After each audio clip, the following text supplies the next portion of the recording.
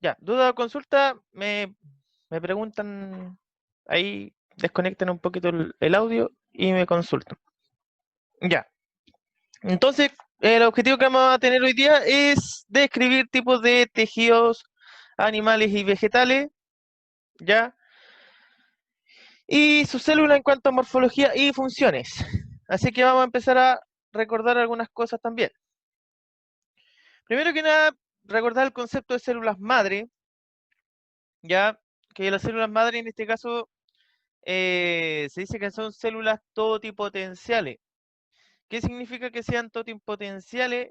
Que eh, lo más probable es que ellas se puedan especializar a futuro en cualquier cosa, ¿ya?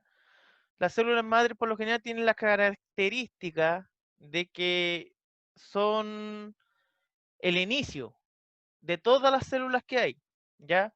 Una célula madre se puede transformar en una célula neuronal, en una célula del intestino, en una célula de donde sea. Por lo tanto, esas células madre en algún momento pasan por un proceso que se denomina diferenciación celular, ¿ya? Que dice que sucede en el tiempo de desarrollo embrionario y en algunos tejidos que se renuevan como la sangre, piel y huesos.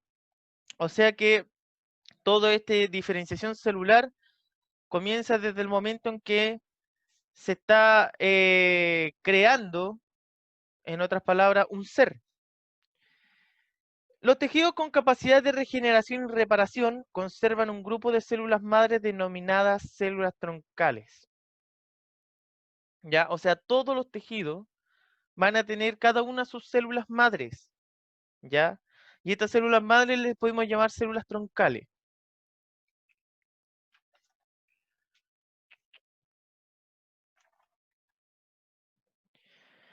Ahora, cuando hablamos de tipos celulares, estoy hablando no en este caso de lo que es células procarionte y eucarionte, porque eso ya lo hemos visto, ¿ya? Sino que estamos hablando justamente a tipos de células. Y vamos a comenzar con los tipos celulares, que en este caso ustedes deberían conocerla al revés y al derecho. Y ojo, vamos a especificar solamente la parte primero de célula y después la parte de tejido. Por tanto, nos vamos primero con la célula de la neurona, ¿ya?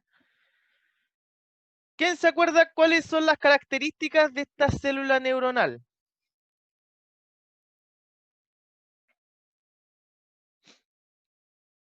¿Para qué sirve la célula de la neurona? ¿Qué hace? ¿Capta información o no? Ya, ¿para qué? Sinapsis, profe. Ya, primero que nada, ellas tienen un proceso de comunicación celular que se llama sinapsis química, ¿ya? Las células, estas por lo general captan información, como dice, ¿cierto? De el medio externo y esa información la traduce a todo un tema electroquímico, ya simplemente para dar una respuesta. Las células neuronales, por lo general, tienen hartas partes. Tiene acá lo que se llaman dendritas, que es como la chasca de adelante, como dicen algunos. Atrás tiene el terminal del axón o el axón terminal. Todo esto que está aquí a lo largo se llama axón. Este axón puede tener o no puede tener lo que se llaman vainas de mielina. Va a depender de la zona del sistema nervioso en la que se encuentre y esa es la que va haciendo la sustancia gris y la sustancia blanca. Eh, ¿Quién se acuerda cuál era la función de la vaina de mielina?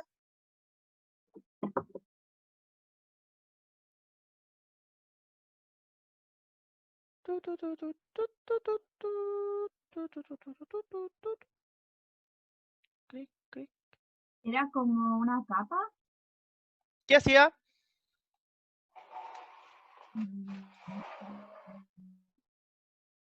¿Proteger o no? No, no sé. Pero casi. Ya, en este caso, la vaina de mielina, ya, primero que nada había que entender que era como era una especie de grasita, ya, que eran hechas por unas células que se llaman células de Schwann. Esta vaina de mielina lo que hacía era no conducir electricidad. Por tanto, cuando la célula esta tenía muchas cantidades de estas vainas de mielina, la información que traspasaba por la neurona, la información electroquímica, iba más rápida. Por lo tanto, ayudan a acelerar, en este caso, la comunicación celular. ¿Ya? En este caso, la sinapsis química hace que sea más rápida. ¿Por qué? Porque la comunicación celular, en este caso, se iba saltando de nodo a nodo de Rambier, que eran los espacios que hay entre las distintas vainas, ¿cierto? En realidad, entre las distintas células de Schwann. Por tanto, la vaina mielina ayuda a acelerarla, en este caso, ay, ¿cómo se llama? Ah, la comunicación celular en sí, ¿ya? Obviamente que a nivel de sinapsis, vamos a tener distintos tipos de sinapsis. Unas que van a ser axodendrítica, que significa que va a ser un axón con una dendrita. Vamos a tener dendrítica y axosomática, ¿cierto? O sea que algunas dendritas van a estar en el soma de una... Y todo eso es simplemente para crear así como una especie de telaraña de tanta información que se está transmitiendo. Hay sinapsis que pueden ser con contacto directo o sinapsis que van a tener un espacio sináptico, como esa que está en la imagen de acá.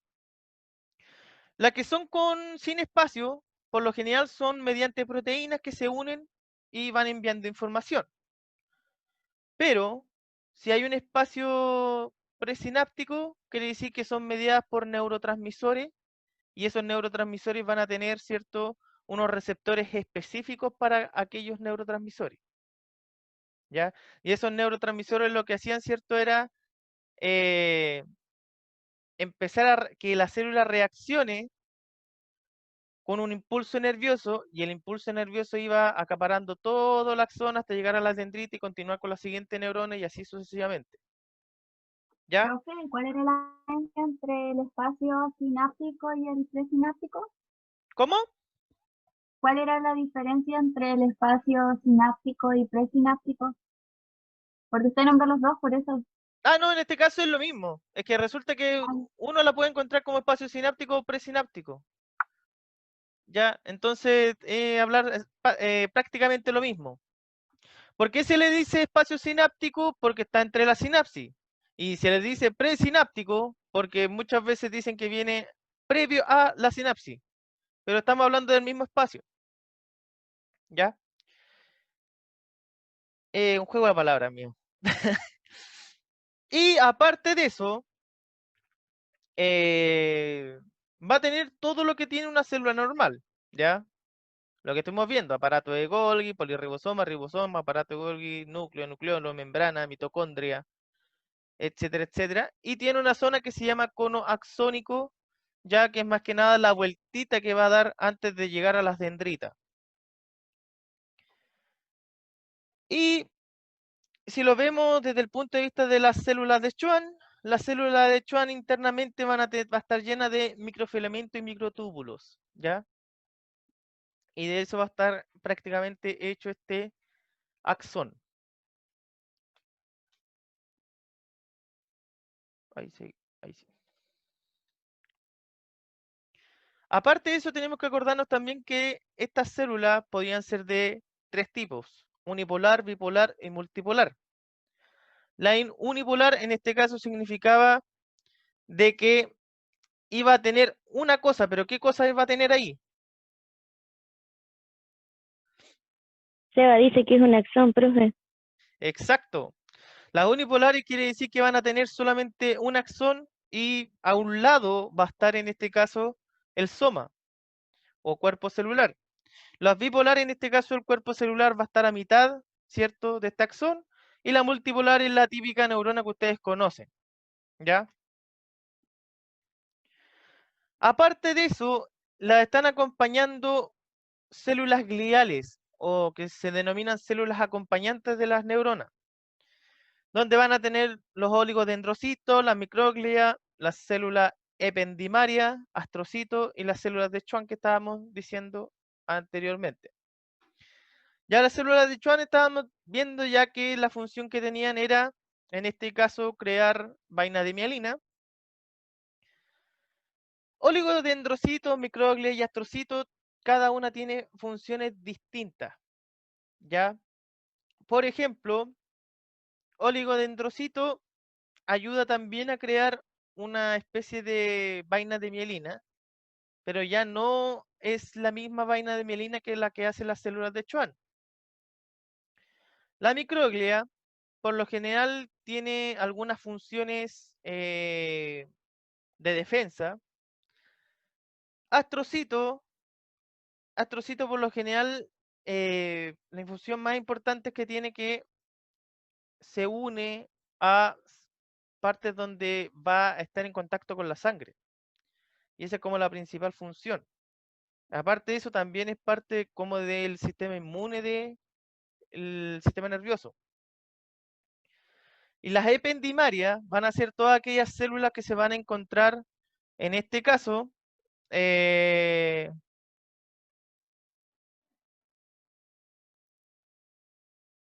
ahora estaba viendo el chat y resulta que recién no sé por qué apareció el chat.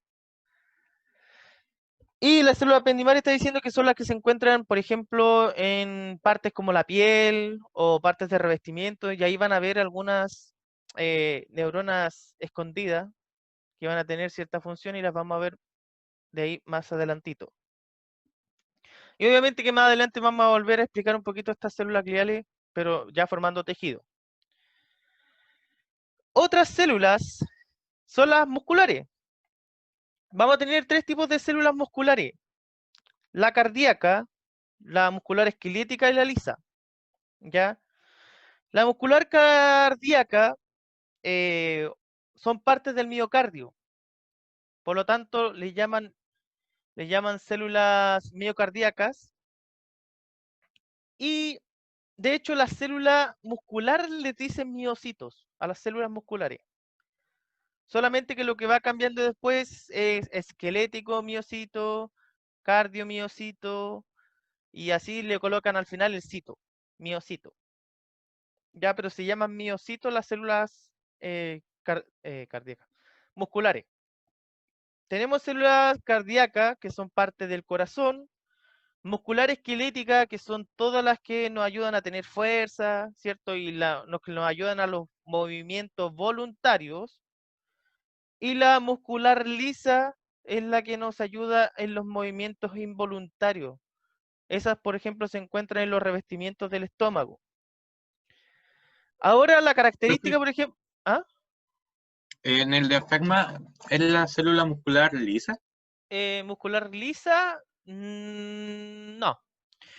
No, por lo general el diafragma no tiene musculatura muscular lisa, sino que tiene musculatura esquelética, ¿ya? Ahora, esta musculatura esquelética, obviamente que es por la función que hace, ya que el diafragma por lo general funciona así como una especie de elástico que va hacia abajo y hacia arriba, pero el movimiento que tiene ahí no es involuntario, sino que es mecánico, ya porque hace solamente el movimiento de cuando los pulmones se inflan, ¿cierto? Baja, pero después vuelve a su estado original. Entonces es un movimiento mecánico, no es necesario que tenga musculatura lisa. Las células musculares, por ejemplo, tienen una estructura que es muy similar a la célula muscular esquelética de la lisa, ¿ya? O sea, tiene como una combinación de ambos tipos celulares. Y es por la función que está cumpliendo, que es la que está bombeando, por lo tanto trabaja ese corazón siempre, pero también tiene que hacerlo de forma involuntaria. Y así más o menos es como se ven estas en un tejido, ¿cierto? Por lo general, todas estas células musculares tienen estrías, ya quiere decir que tienen ciertos pliegues, doblecito. Y la otra característica es que son alargadas, ¿ya? Y eso es debido a la función que cumplen. Necesitan tener esas estrías porque son elásticas, se estiran, ¿cierto? Y después se recogen, se estiran y se recogen para que todos los músculos hagan lo mismo.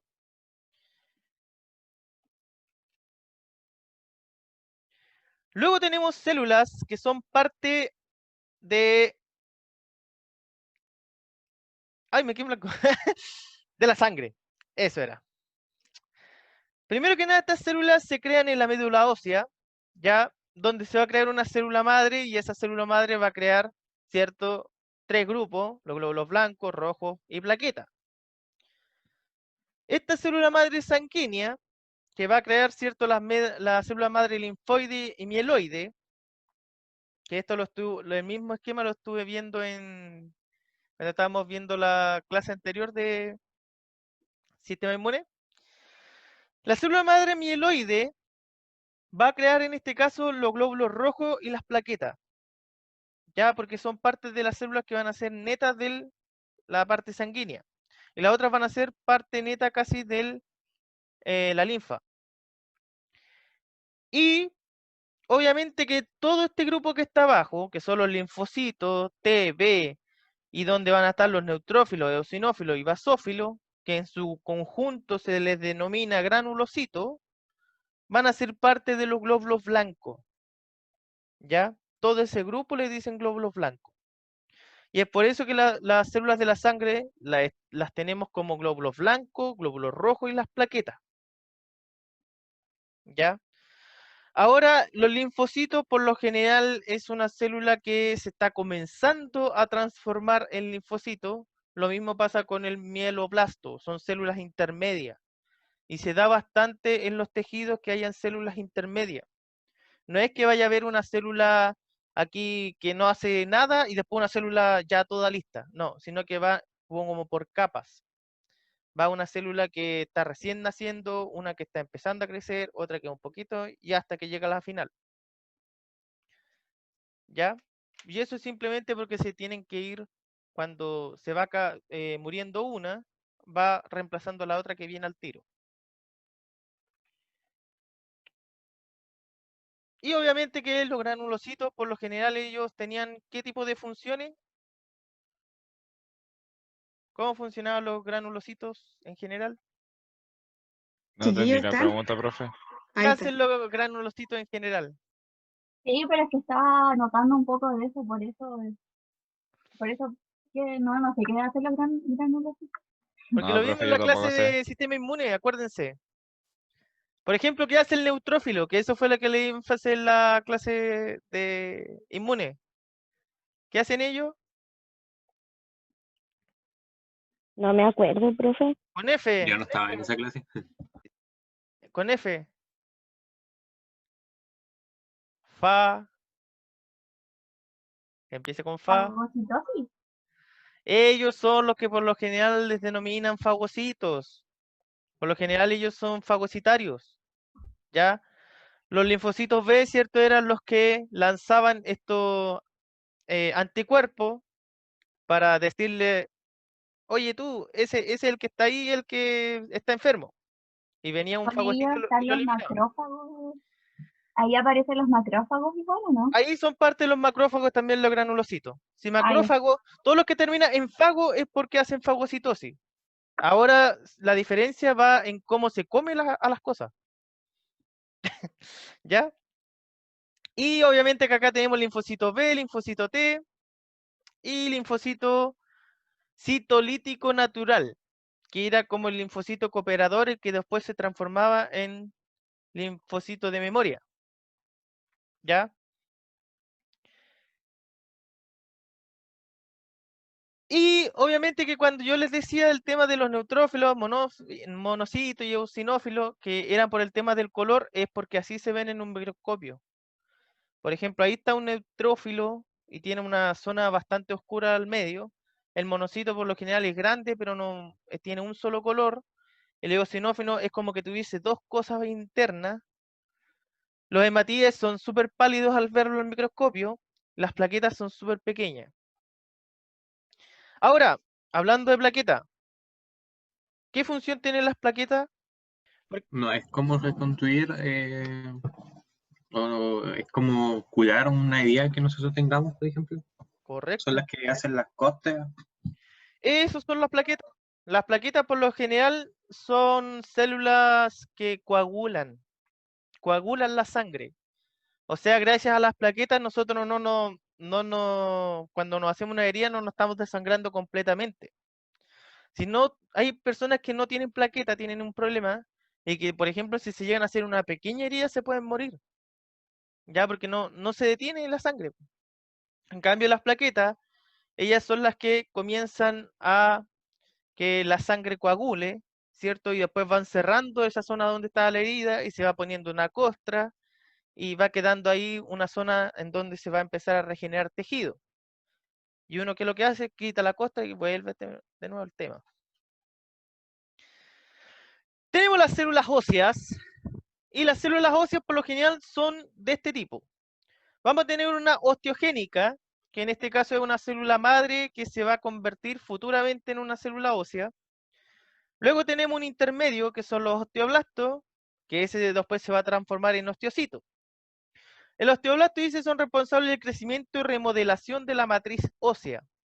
O sea, ellos lo que hacen es quedarse en ese estado y cuando está faltando algo, o necesita, por ejemplo, me quebré el hueso y necesita regenerarse, ellos son los que transforman en osteocitos y van a formar los huesos. ¿Ya? Y hay otra célula que se llaman osteoclastos, que se encargan de eliminar huesos, tanto la matriz ósea mineralizada como la orgánica, mediante un proceso denominado reabsorción. ¿Y eso es por qué? Porque resulta que los huesos y todas las cosas muchas veces se tienden a deformar o se tienden a crear, por ejemplo, cuando uno se quebró a cierta astilla, pero el cuerpo piensa en todo. Y obviamente que necesita también tener un sistema de limpieza y un sistema que vaya ordenando, ¿cierto? Y vaya haciendo de que los huesos en realidad no se me pongan todos chuecos ni nada por el estilo. Por lo tanto, ellos son como más que eliminar hueso, por eliminar, sino que ellos van como ordenando. Por lo tanto, son bastante importantes esos osteoclastos. Después tenemos las células del tejido cartilaginoso, que no son las mismas, a excepción de una, que son los condroblastos. Los condroblastos, esos tienen mucha similitud en este caso con estas células que están acá, que son los osteoblastos. Que resulta que los osteoblastos en algún momento se transforman en condroblastos o viceversa. Ya, porque ustedes saben que el tejido cartilaginoso es como muy similar al otro. La diferencia es la consistencia, ¿ya? Y obviamente que cuando ya se diferencian, los tejidos son totalmente distintos. Acá las células madres como las que tienen se llaman mesenquimatosas. Después van a tener unas células que van a ser como las intermedias, que son las condrogénicas, pero después están estos condroblastos, que estos condroblastos tienen la facilidad o en algún momento de transformarse en osteoblastos o en algún momento transformarse en condroblastos para después finalmente crearse en condrocitos. Y los condrocitos obviamente son las células maduras que son parte del tejido cartilaginoso. ¿Y dónde vamos a tener cartílago nosotros? Por ejemplo, los pabellones auriculares, eh, acá en la nariz, parte de acá de la tráquea, ¿cierto? Esos son cartílagos. Y la característica que tienen esto es que tienen una consistencia bastante compacta, pero son flexibles.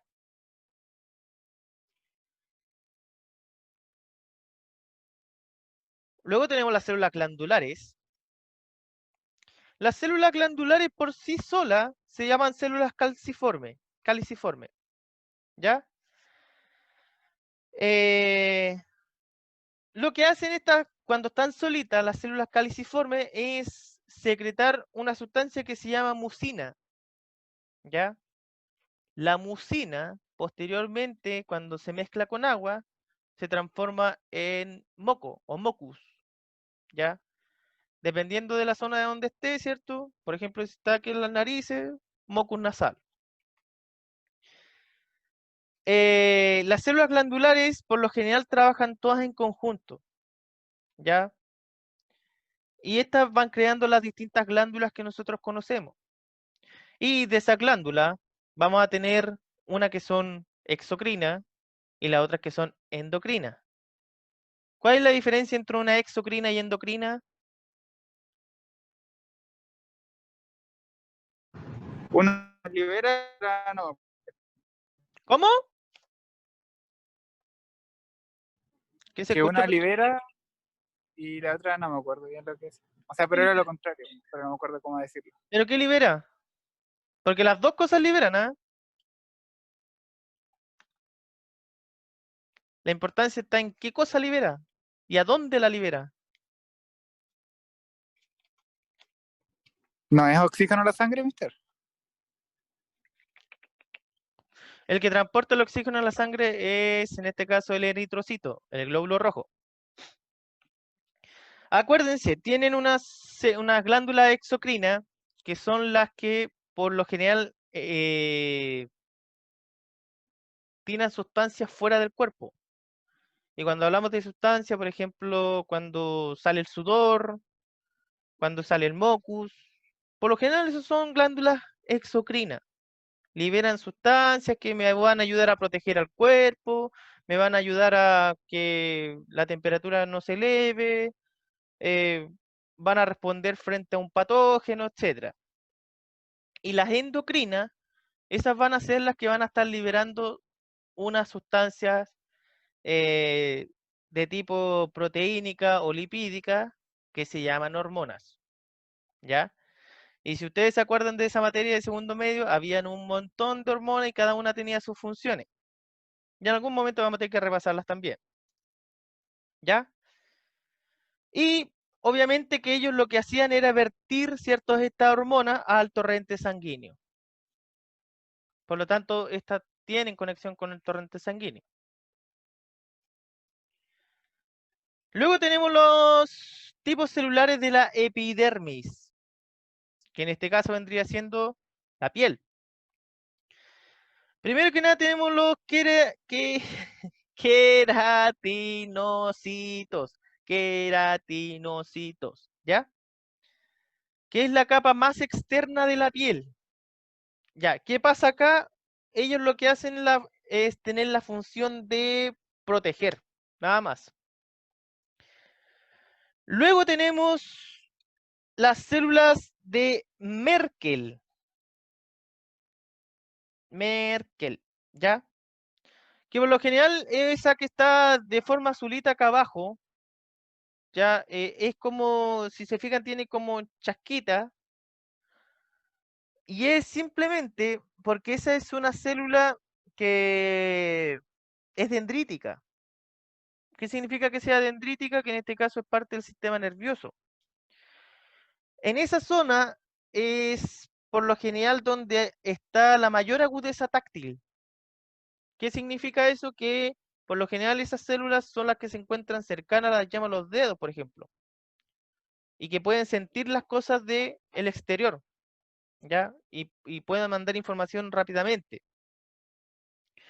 Tenemos células de Langerhans, Langerhans. Me cuesta estos nombres, no sé por qué. Ya, ellos la función que tiene es de acusete. ¿Qué cosa acusa?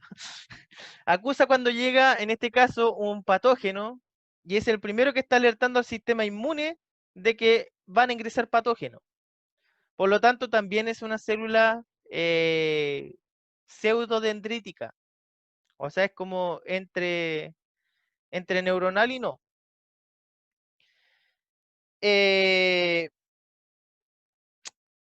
Tenemos células que son melanocitos, y los melanocitos en este caso son las células que nos dan el pigmento. Ya, el que uno sea color pálido, que sea un color rosado, rojo, café, negro, y todos los colores es gracias a los melanocitos. Y por lo general los melanocitos nos protegen de los rayos ultravioleta. Y esos son los tipos celulares más o menos los que tiene en la piel. Y después vamos a ver las capas de los tejidos. Tenemos también las células que están en la glándula fúndica del estómago. O sea, las células que están revistiendo el estómago. Y aquí la mayoría son células que son parte de glándulas. Son células que tienen muchas microvellosidades. Y hay una célula que, la que está arriba, que dice de recubrimiento de la superficie. La función es recubrir la superficie. Justamente, no tiene más. Después tenemos una célula regenerativa, que son células que cuando se está muriendo una, ellas se están colocando ahí. O sea, es como la célula de apoyo, por decirlo de otra forma, que desaparece una, allá la coloca. Después tenemos las células de la mucosa del cuello. Ella ya tiene una función más especializada, que es liberar un líquido sulfatado, ¿ya? Y ese líquido sulfatado por lo general está ayudando más que nada para el proceso de digestión.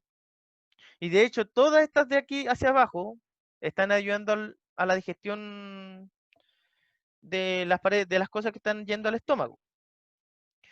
Por ejemplo, la célula oxíntica, ¿ya? Es una célula que por lo general está liberando también una sustancia importante para el estómago, que sin esa no se pueden digerir alimentos, que es el ácido clorhídrico. Ya ustedes saben que el estómago está lleno de este ácido clorhídrico y es el que ayuda a digregar todos los alimentos. Tenemos células simógenas. Las simógenas por lo general tienen unas enzimas, ¿ya?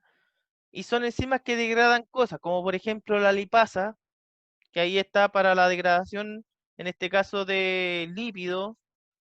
O por ejemplo tenemos,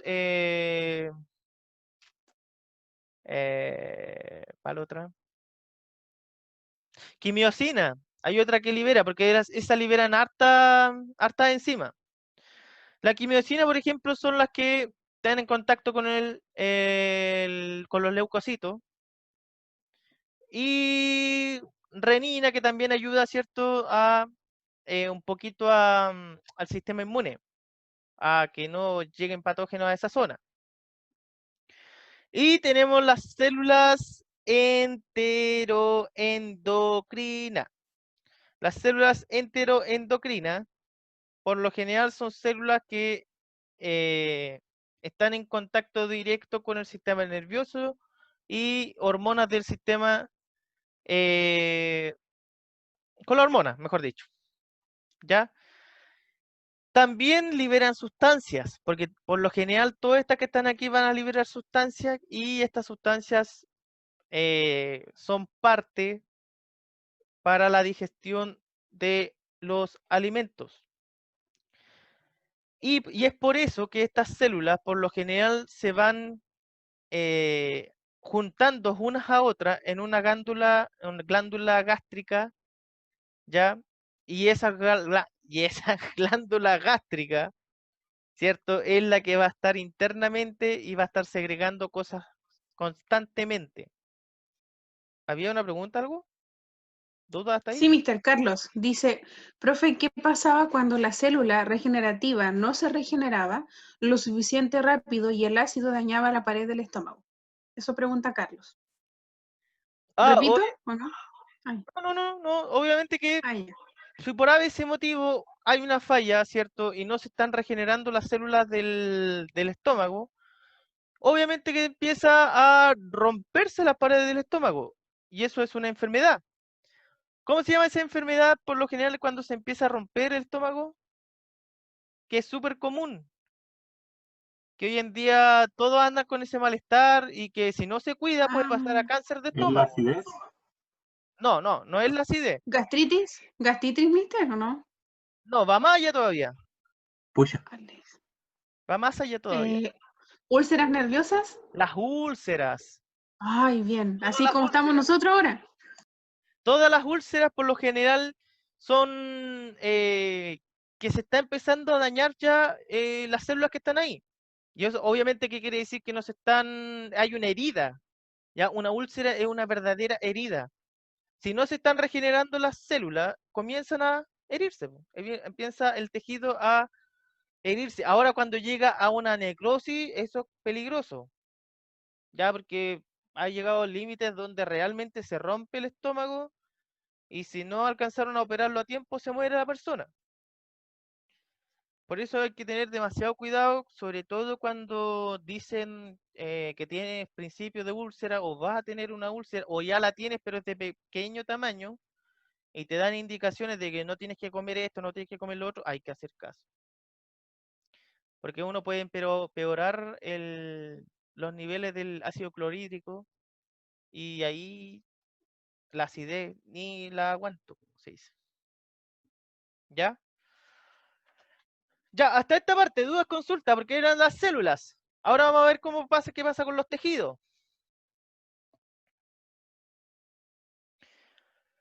Los tejidos, como ustedes ya saben, o deberían saber, simplemente son conjuntos de células que tienen una función determinada. ¿Ya? Ah, por si acaso, las células que puse ahí solamente eran las células especializadas, las que está pidiendo en este caso la PSU, ¿ya? Porque hay más células todavía. Ustedes ven cualquier parte del cuerpo, ahí hay células y son especializadas y todo eso. Pero en la PSU más que nada te piden este grupo. Y te piden parte de los tejidos, por eso estamos viendo los dos tejidos. Y obviamente que la función que tienen estos tejidos, que aparte de ser una agrupación de células, es que hacen una función específica, fisiológica y coordinada. ¿Ya? Ahora, estos tejidos, obviamente los podemos separar en tejidos animales y vegetales. Los vegetales los vamos a clasificar en meristemáticos y en adultos. Dentro de los adultos vamos a tener lo que son parte del sistema fundamental, parte del sistema vascular y parte del sistema epidérmico. Y en los animales, los tejidos los vamos a agrupar en epitelio, conectivos, muscular y nervioso. Y ahí vamos a ver cuáles son las características de cada uno de estos.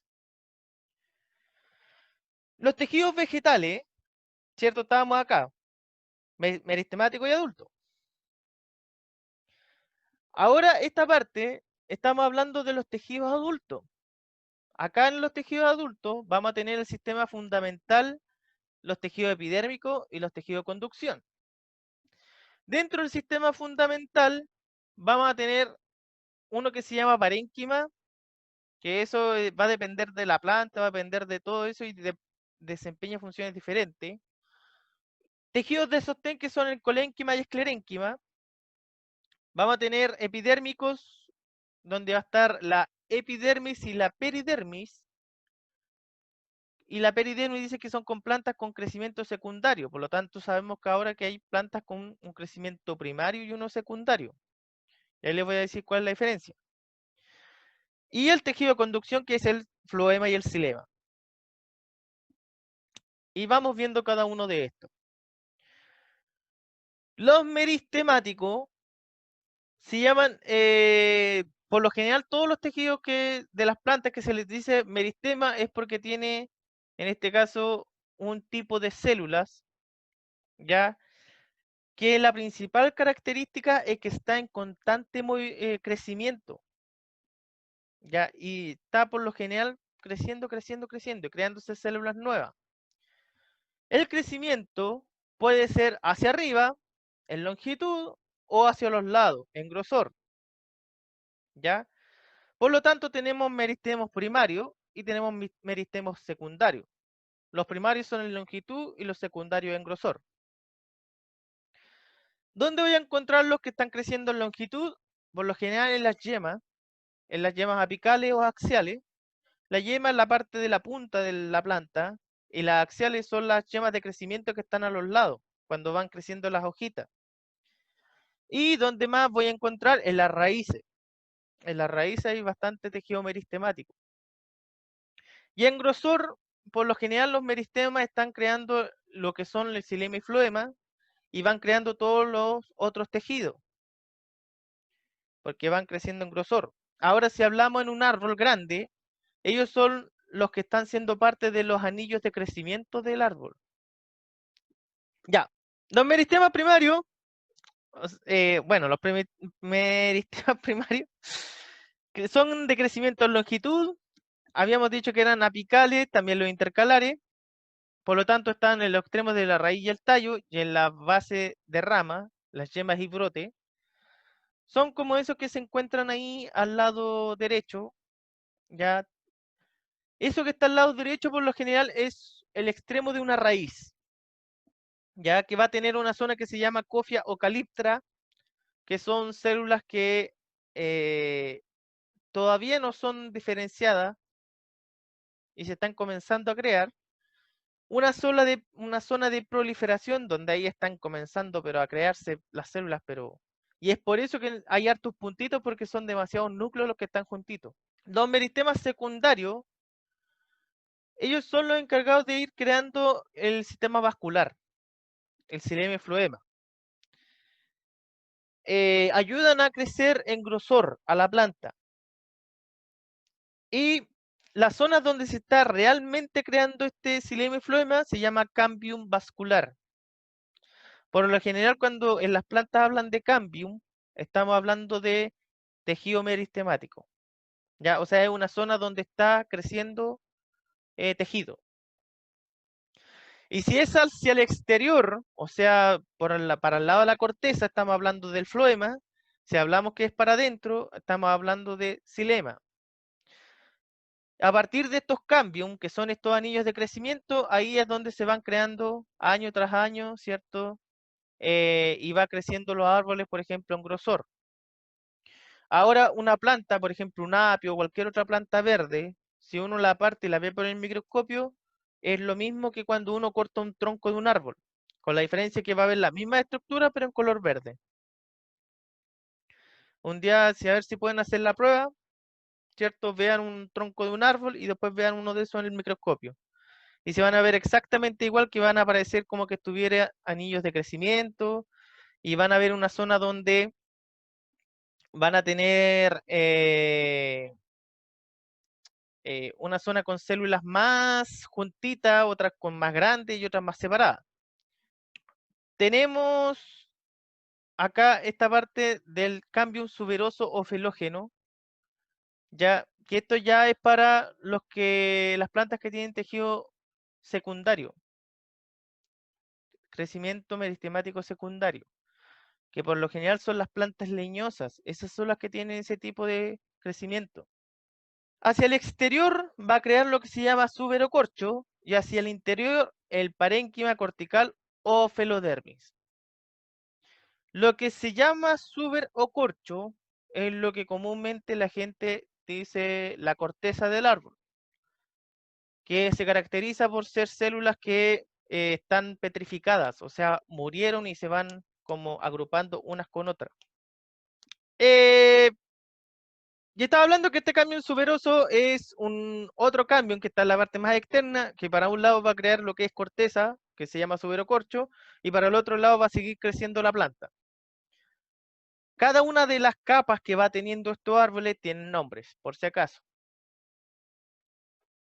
Por lo tanto, los árboles tampoco son tan... No es que sean tan fáciles, sino que también tienen toda una morfología y un montón de nombres para los tejidos. Ya, después vamos a las partes de los tejidos parenquimáticos, ya que aquí son tejidos adultos que tienen una función. Tenemos parénquima de reserva, que son células que tienen almidón. Por lo general las podemos encontrar en raíces, tallos, semillas y frutos. Y estas tienen almidón porque tienen mucha cantidad de cierto organelo que ayudaba a guardar almidón. ¿Cuál era ese? ¿Quién se acuerda? Una pista, era parte de los plastidios. No me acuerdo si estuve, profe. ¿Me perdona?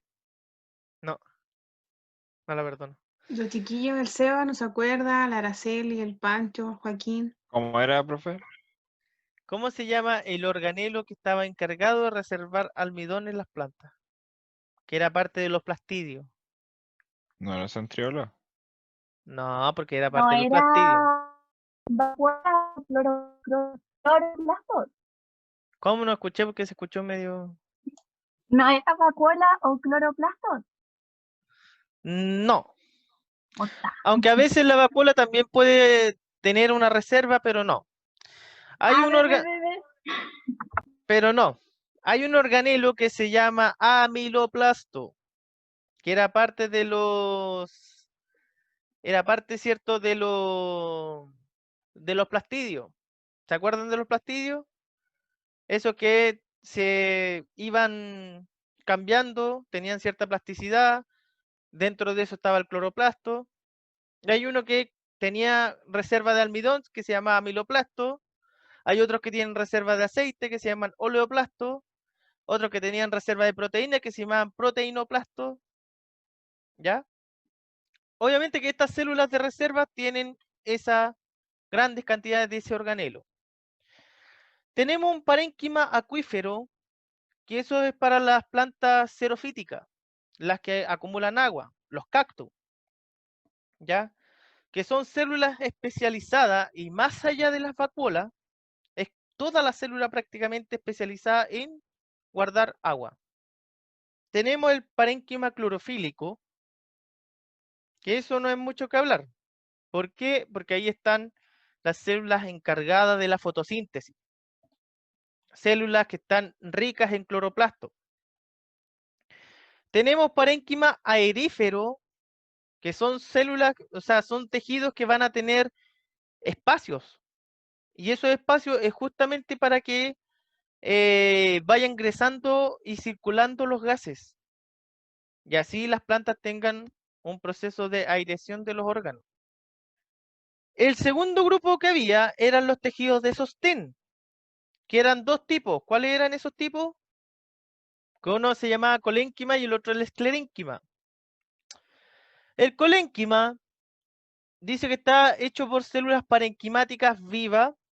Sus características son: las células conservan cierta flexibilidad, aunque sus paredes presentan acúmulos de celulosa, intercambian materiales entre sus células y se da en zonas de crecimiento. Para empezar, el colénquima con el esclerénquima se dice que son tejidos de sostén, es los que les da la forma a las plantas, ¿ya? Es como la estructura vacía de todo. Este colénquima por lo general son como estos circulitos y en cada una de esas junturas hay celulosa y de esa forma tienen una gran rigidez. Pero esta se da en zonas de crecimiento. A diferencia del esclerénquima, que el otro anterior, por si acaso, era hecho con células vivas, y hay que tenerlo claro. Por lo tanto, tiene cierto movimiento flexible.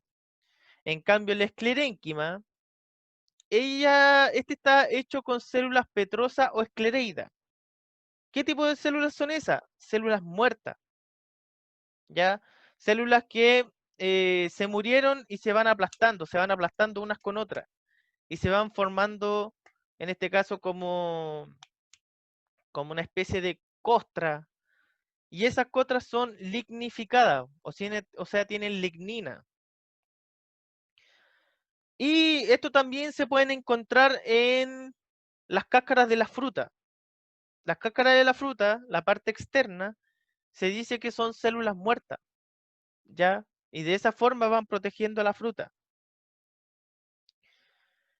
Y junto con el xilema constituirá la Profe. madera. Este es parte de la madera, la esclerénquima. Dígame. Profe. Y en el caso, por ejemplo, de la naranja, que la cáscara de afuera, como que cuando se parte tira un líquido, que es como amargo. ¿Por qué ese proceso se líquido? ¿O de dónde si supuestamente en algunos están muertos? Ya, ojo, mire. Muchas veces las células van a estar muertas, como la parte externa, pero a medida que va a las siguientes capas hay tejidos vivos, ¿ya? Acuérdense que todo esto, cuando lo vemos desde el punto de vista microscópico, vamos a tener, por ejemplo, la piel tiene una capa solamente de piel, pero si usted lo mira al microscopio, la piel tiene varias capas y va teniendo una capa más superficial, una intermedia y así. Es lo mismo pasa con los vegetales. Los vegetales van a tener una capa más externa que puede tener este tipo de tejido, pero más adelante pueden tener capas que tengan células con reserva de algo, de algunas toxinas para evitar que las tomen y así sucesivamente. Tenemos los tejidos epidérmicos, que son tejidos protectores, son parte de la epidermis. Es lo mismo que la dermis de nosotros, ya es como que fuera la parte externa, pero en este caso, por ejemplo, de las hojas. Protege las partes aéreas de la planta. Está hecho de células vivas, una capa de células aplanada de forma variable y cubierta por cutícula o cutina. La cutícula en este caso es como una especie de zona donde es así como muy lisa y es como durita en las plantas. ¿Se han fijado que cuando toman una hoja hay una parte que es más dura que la otra? Esa parte es la que tiene cutícula, cutina que diga. Se localiza en las hojas, flores, frutos, semillas, tallos y raíces que experimentan crecimiento primario. Constituyen una capa protectora, permite el intercambio de gases y evitan la desecación. En estos tejidos epidérmicos, a la siguiente capa de eso se encuentran los otros tejidos que son parenquimáticos. ¿Ya? O sea, estamos hablando de una parte muy delgadita. Y si nosotros ya encontramos que una hoja es delgada, nosotros estamos hablando de solamente la parte externa de la hoja, porque después la parte interna ya tiene el tejido parenquimático. Por lo tanto, esta es una capa demasiado delgada en las hojas. Pero en esta capa delgada, acá donde se encuentran las células que en este caso nos ayudan al intercambio de gases. ¿Cómo se llaman esas células? ¿Cuál de todas? Las que son parte de este tejido y que ayudan al intercambio de gases. Sí, profe. Pero si Perdón. en todas las clases cuando preguntaba esto por los organelos me colocaba las palabras. ¿Los estromas? ¿Ah? Los ¿El estroma? estomas. Ah, ahí está, pues sí sabía. Acá por lo general es donde están los estomas. ¿Ya? Los estomas están hechos de células que se llaman células oclusivas, que acá es el número 3. Una cámara estomática, que es una zona donde está llegando el gas, y una célula adyacente, que son las células acompañantes de este estoma. Y ahí está ocurriendo estos cambios de gases. Ahora en la parte superficial de esa cámara estomática, el hoyito, como se dice, de la parte de arriba, se le conoce como ostiolo. Y tejido epidérmico, nosotros vamos a encontrar modificaciones también de este tejido. De hecho, aquí hay una parte de una hoja para que vayan entendiendo cómo es el tejido epidérmico. La parte de arriba, la primera capa de hojita, viene siendo parte de ese tejido epidérmico. Después viene, ¿cierto?, todo el parénquima, que hay una parte de parénquima que dice que es empalizada y la otra es lagunar, porque tiene cierto espacio. Y después hay una epidermis inferior, ¿cierto?, nuevamente. Y hay tejidos epidérmicos que por lo general tienen unos pelitos que se llaman pelos y tricomas. No sé si han escuchado de los tricomas, ¿qué son? Profe, no lo entendí. ¿Qué son los tricomas? ¿No han escuchado qué son? Y por lo general No es como lo que le sacan para hacer como distintos tipos de crema. Es que de hecho puede ser así, porque de hecho los tricomas vienen siendo como la función de glándula, ¿ya? En el caso de la cannabis, ahí se encuentra una resina canábica, ¿ya? Em, y obviamente estos tricomas tienen distintas funciones dependiendo de qué cosa se está liberando.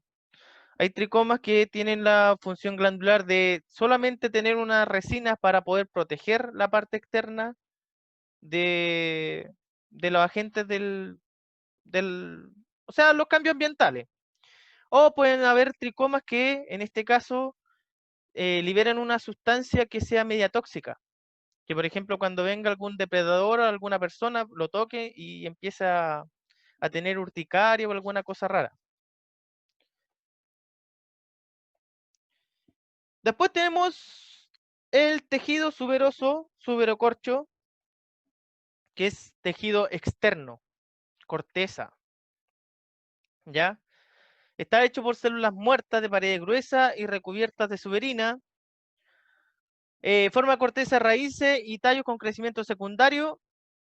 Y en el caso de este tipo de ramas, como por ejemplo las del apio, no, apio no, no, ¿cómo se llaman esto? Espárrago. Por ejemplo, los espárragos tienen estas lenticelas que se llaman así, y que ahí es donde hay un intercambio de gases, ¿ya? Y el corcho por lo general es corteza dura de los árboles. La primera capa que ustedes sacan cuando están haciéndole daño al arbolito, la primera capa. Luego tenemos los tejidos conductores, que vamos a tener el xilema y el floema. Ya, el xilema es el que transporta la savia bruta. Ya, ¿qué es lo que es la savia bruta? Otra vez no la entendí la pregunta. ¿Qué es lo que es la savia bruta? No sé, profe. Por lo menos yo no. Ya, Yo la que ya. El xilema en este caso dice que transporta savia bruta. La savia bruta no es nada más que agua con minerales, que es transportado desde las raíces hasta la punta del ápice. Este xilema está hecho de 3 tipos de células: tráqueas, traqueidas y las fibras leñosas. Las tráqueas son células cilíndricas que están muertas. Las traqueidas también están muertas. Y las fibras leñosas son las que le van a dar soporte. Por lo general son células muertas porque esto funciona, el xilema funciona prácticamente como un tubo de agua, por decirlo de otra forma. ¿Ya? A diferencia... A ver, ahí. Bueno, esto es lo mismo, así que a diferencia del floema.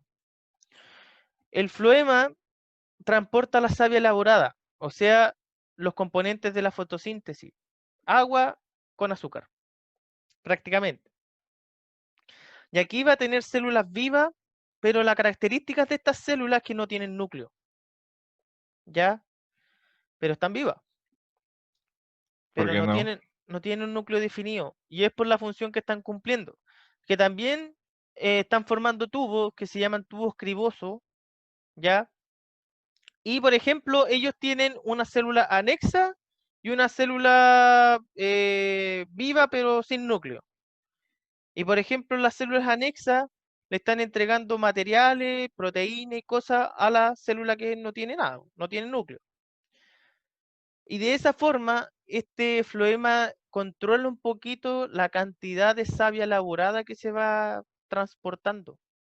Porque la savia elaborada en este caso no es que esté así como al lote la distribución, no, sino que se va regulando. Y el floema lo que hace es ir también regulando esto. ¿Ya? Hasta ahora, ¿alguna duda, alguna consulta? ¿Para qué sirve la savia bruta? La savia bruta es para las plantas. Para que la planta necesita, en este caso, necesita agua y necesita minerales para hacer sus procesos biológicos. Por lo Pero no tanto, se utiliza para ninguna cosa como crema, alguna cosa así. no que yo O sepa. que, o sea, que se extraiga o como para hacer alguna... Me dejaste con una buena pregunta. Porque mira, yo sé que hay una savia que utilizan incluso hasta para la industria alimenticia.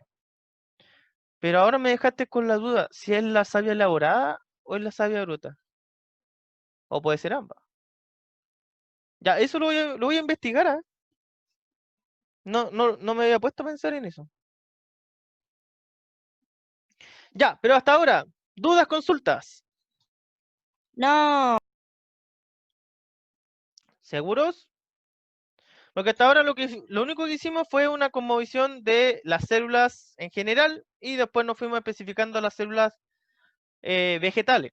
Y después, o sea, los tejidos vegetales. Y ahora nos quedan los tejidos animales, pero será para la